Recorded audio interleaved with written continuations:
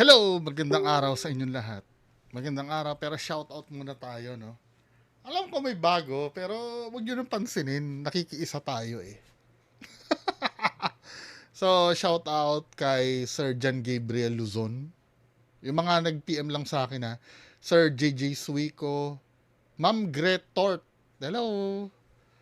Tapos si Sir Ronald Dongon Pagyo.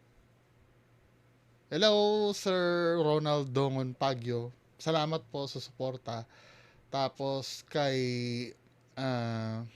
sino pa ba?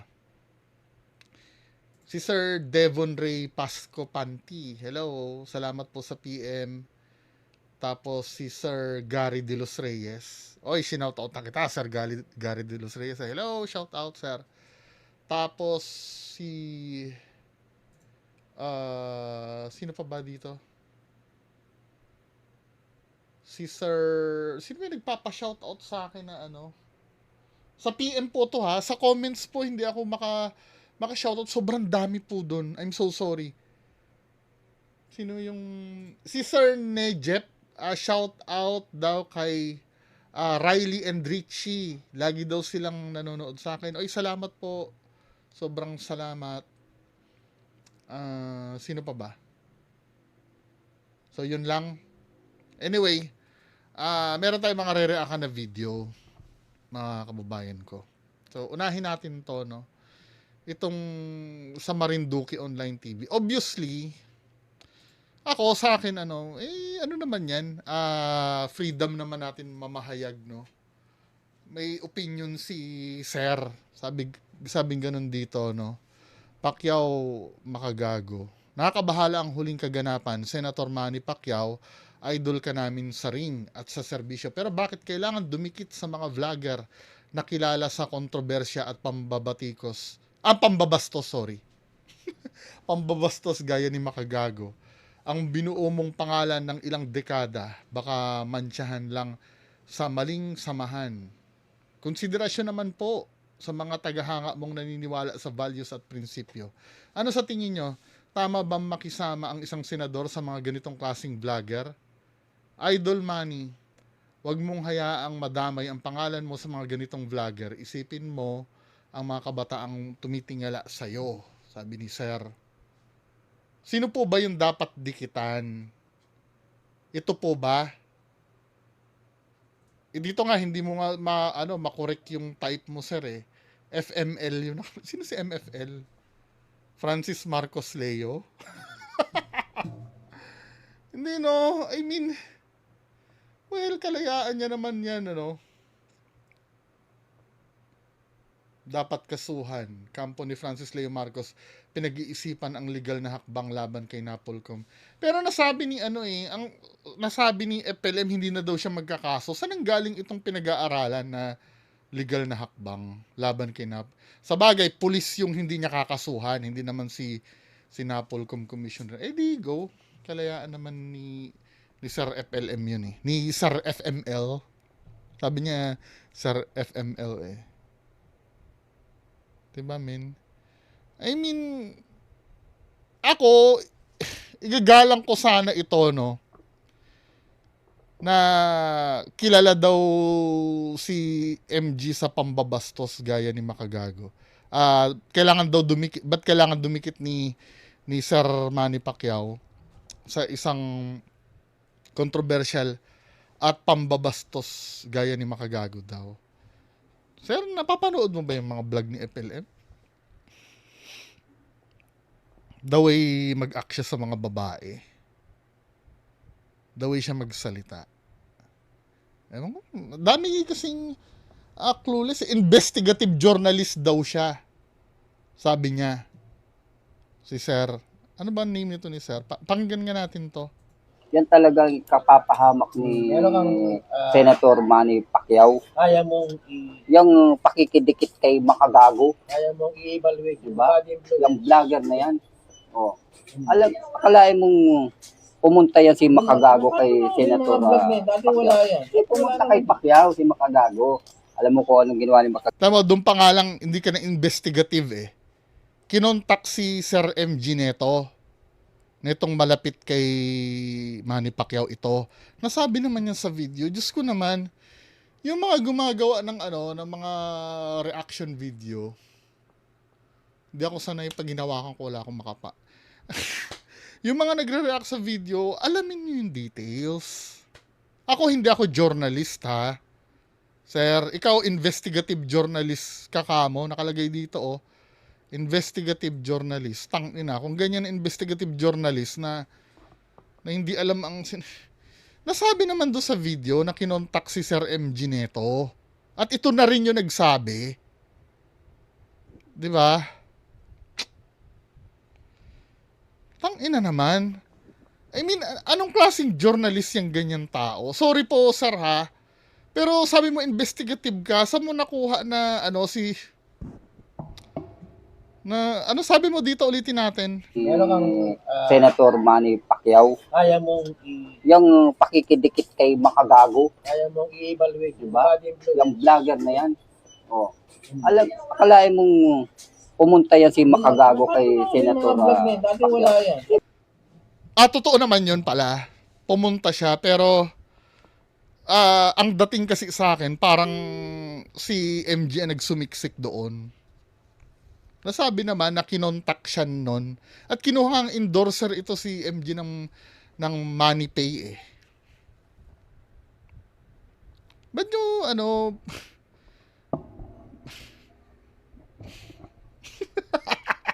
hindi ko alam kung ano sasabihin ko eh.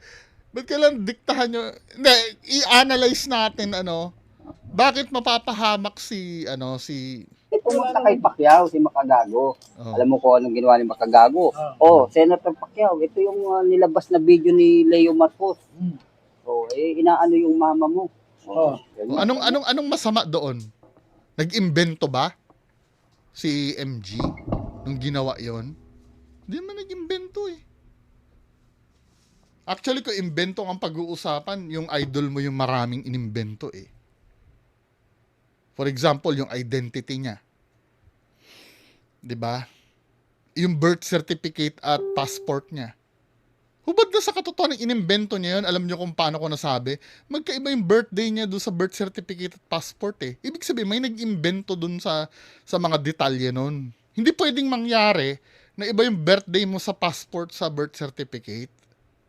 Yun ay backed up naman ng documents yun. Ano ba itong mga taong to? Hindi, iniisip ko no si Sir. Ano ba ang name ni Sir? Himpilan daw ng katotohanan. Si Sir. Di ba?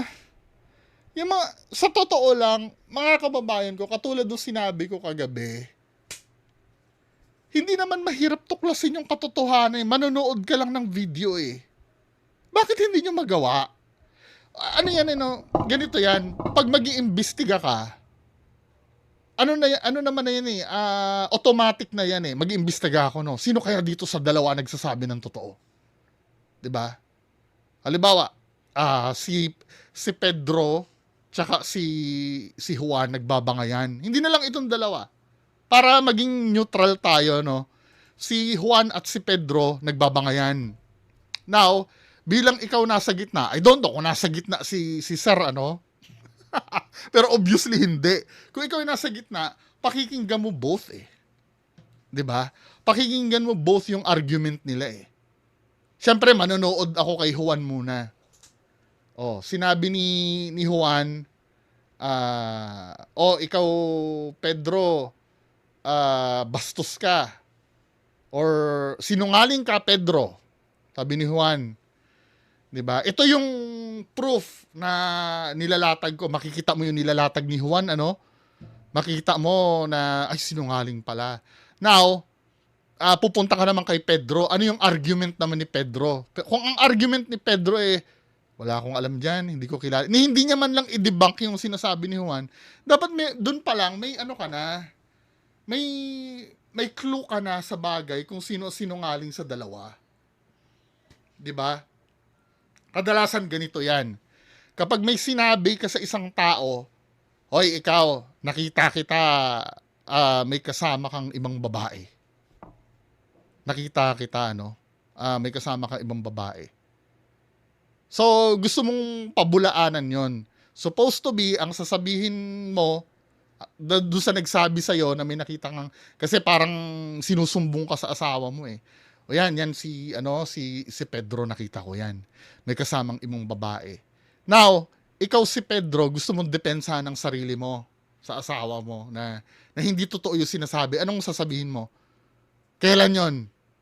Kailan yon? Dapat aalamin mo yung detalye. Kahapon, alauna. Mali. Kasama ko ang asawa ko, alauna ng kahapon. 'Di ba? Nasa kami? Nasa SM Basilan kami. Nandun kami nag-shopping. O, inapprove naman nung asawa niya. Oo nga, magkasama kami noon. Eh di sinungaling ka. Pero hindi, sometimes kapag ka ang sinungaling, ganito ang gagawin, pepersonalin. Ikaw nga may buni ka sa singit eh. Ikaw nga may putok ka eh. Na hindi niya sinasagot yung punto ng isa. Kadalasan yun ang mahahalata nyo sa isang taong sinungaling eh. Yung pag may ni-raise na argument, hindi niya sinasagot. Pinipersonal niya yung bagay. Yun ba yung nakikita nyo kay FLM? Eh kayo na makakasagot niyan. Madali lang naman isuriin to. Sir naman, matanda ka na. At investigative journalist, hindi ko nalaman kung saan mo nakuha yung pagiging investigative journalist mo sa mga ganyang bagay. Yung masisira ang buhay dahil nagsumbong si Makagago. Ano ba? Sir naman, if I know may nagsumbong din sa'yo dyan kaya ginaganyan mo si Makagago eh. Yan, minamaliit. Sinabihan ng salitang ganito. Ano? At sinasabi ni... ang sinasabi ni Makagago ganito. Ginawa ni Makagago. Oh. Pumunta yan si Makagago kay Senator. Dati wala yan. Pumunta kay Pacquiao si Makagago. Oh. Alam mo kung anong ginawa ni Makagago? Senator Pacquiao, ito yung nilabas na video ni Leo Marcos. Inaano yung mama mo. Ganyan. Mali yun? Mali ba yun? Totoo naman yun eh. May backup naman na video eh. Mali ba yun? Inimbento ba yun yung sinumbong kay Manny Pacquiao? Hindi naman inimbento yun eh. Ang mahirap niyan, yung dumaldal ka doon na hindi naman totoo. May kilala ba kayong ganon? Yung sinabi, sinampahan na daw ng kaso sa ombudsman si Lacanilaw. May recording nun na ano naman yan kung nagsumbong. Illegal ba magsumbong? Illegal ba yun? Hindi naman illegal yun eh. Ang illegal magsinungaling. Maliit. Sinabihan ng salitang ganito. Ano? At sinasabi ni Leo Marcos ay may utang ka daw. Sino may utang? Totoo naman eh. Totoo din yun eh. Sinabi daw ni Leo Marcos. Ito namang si Senator Manny. Saan pa kaya alam doon? Simpleng lang yun eh. Ano simple? Paano naging simple na ipagkalat na may utang ka ng ng $30 million ba? Sorry, nakalimutan ko na yung figure eh. 1.7 billion pesos. Anong simple? Reputasyon ni Sir Manny nakataya doon. Ano ka ba? May utang na hindi binabayaran ng 1.7 billion? Seryoso ba talaga itong journalist na to? Ano ba, sir? Ba't dina-downplay mo yung mga ganong bagay? Paano kung nanay mo yung sabihan ng mukhang baluga? Simple sa'yo yon? Ba't ganyan ang utak ng mga supporter ni Sir Norman Mangusin?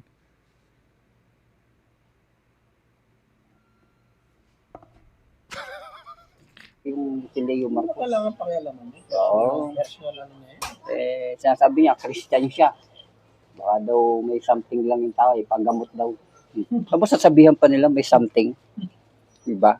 Ikapapahamak talaga ni Senator Manny. Paano mapapahamak si Senator Manny Pacquiao doon na ididemanda niya base dun sa nakita niya?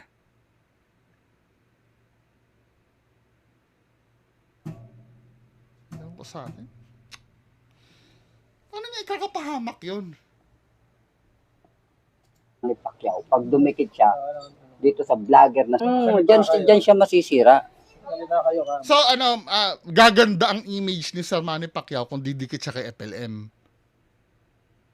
Ganun ba yung ano? Tama na nga to, men. 1 minute pa lang yung napapanood ko.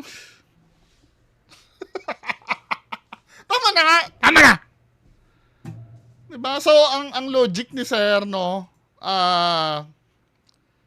pagka dumikit ka kay FLM, gaganda ang buhay mo. Kay MG, masisira ang buhay mo. Okay.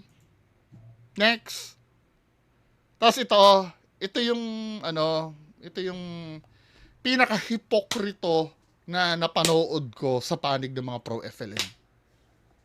Hindi, wait lang. Siguro baka hindi lang nila talaga alam. Hindi lang talaga nila alam. Panoorin natin to mga men, ha. Ito. So, ito yung BFF daw. Kailangan po yata ng pagkain galing po sa inyo. Senator Manny, yung pong pinto ng CIDG ay bukas po para sa inyo. Kung pupunta po kayo, text nyo lang po ako. Sasama ko po. So, ito nga yung sometimes sinasabi nila, ito daw yung sinasabi lambingan na tinukoy ni Sir Raffy Tulfo. Dahil dito sa clip na to, no? Dahil sa clip na yan, sinasabing gano'n nung mga pro-FLM na sabing gano'n, police BFF daw ni Makagago. Diba? Dahil nakikipagbiruan nga naman. Paano pa ito? Paano pa itong ganito? Ako'y bobong katulad nila. Oo.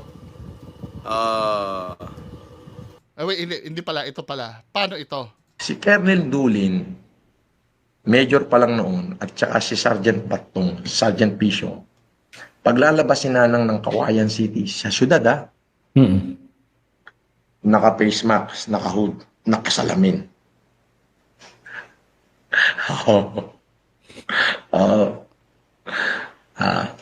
Tapos yung mga pulis na, ito, buhatin niya to, ito, buhatin niya to. May truck na naghihintay, no? Minsan lang sa isang buwan lumabas yun. Diba? Ito nga, ginagawang tagapamalengke ng nanay niya eh. Diba, Colonel? Hindi ba mas mabigat ito kaysa dyan? Sa nagtatawanan na yan? Double standard, ano? O isa ba, dagdagan pa natin? Ito nga, yung Colonel pa lang, ito General pala, sorry. Si General Antonio Maralag. Pero nung araw, Colonel pa lang yata ito nun eh. Tagawalis nga ng bahay niya eh. Tinan niyo pinagmamalaki niya oh. Hi, what's up? Good evening. I am here at my bar at the back of the house. That is the pool. Yeah. So, medyo pagod. Si Colonel Maralag, kayo no, nagwawali. Colonel. Walis ka muna. Pakita natin, mambira. The cleaner and the bartender. Diba? Pinapawalis niya ng bahay. Yan, okay lang sa inyo yan? Double standard. Diba? Meron pa yan. Madami pa yan, men. Ito pa nga eh. Tropang CIDG. Siya yung nagko-command ng hindi naman opisyalis to si FLM eh. Pero sa isang operations, di umano, siya yung nagko-command. Panoorin nyo to. Quinditor. I am live. Tropang CIDG. Quinditor, ano yan?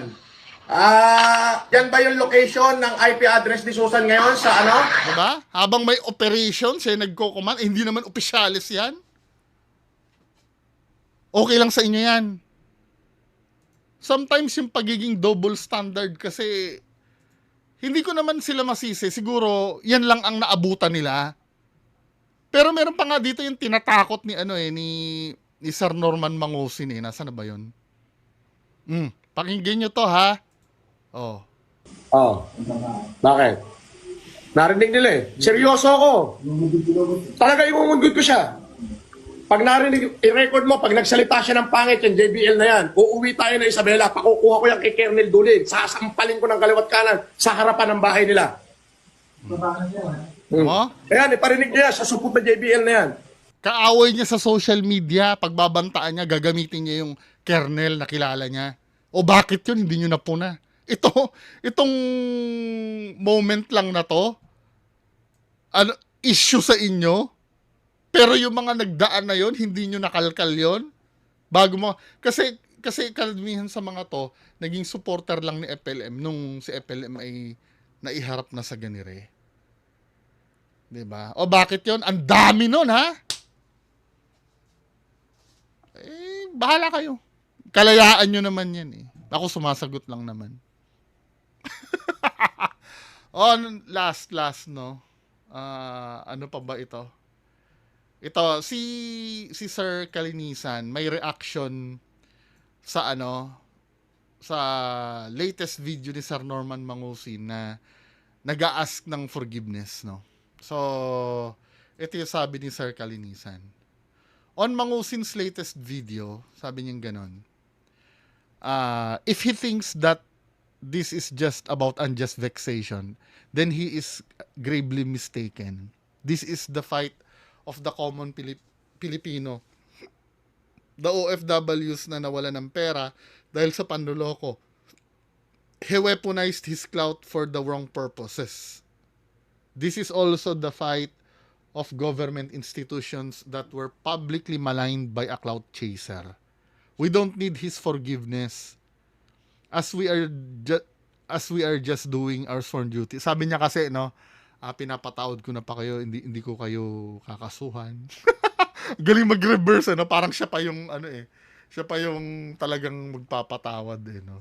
We don't need his forgiveness as we are just doing our sworn duty. What we need is accountability. We need genuine remorse and full indemnification for all his victims. Identify them and apologize to them directly in public. Ayun naman pala eh. Sir Norman Mangusin, oh. Kaya lang, aaminin mo yon na talagang binudol mo sila. I think yun yung pinapahiwatigan ka na, oh. Mag-apologize ka directly sa public dun sa mga victims, quote-unquote victims. Feeling ko, aanuhin ka na, lulubayan ka na. Kaya lang, nasa sayo yan kung gagawin mo. 'Di ba? Kailangan mag-remorse ka. Sa totoo lang, men, Sir Norman Mangusin, madaling gawin ito eh. Sa bagay, kung ikaw, kung mataas ang pride mo, mahirap talaga yan. Tsaka parang aaminin mo sa lahat na talagang nambudol ka. Pag ganun. Pero yun ang feeling ko, yun ang magiging, magiging way out mo dito eh.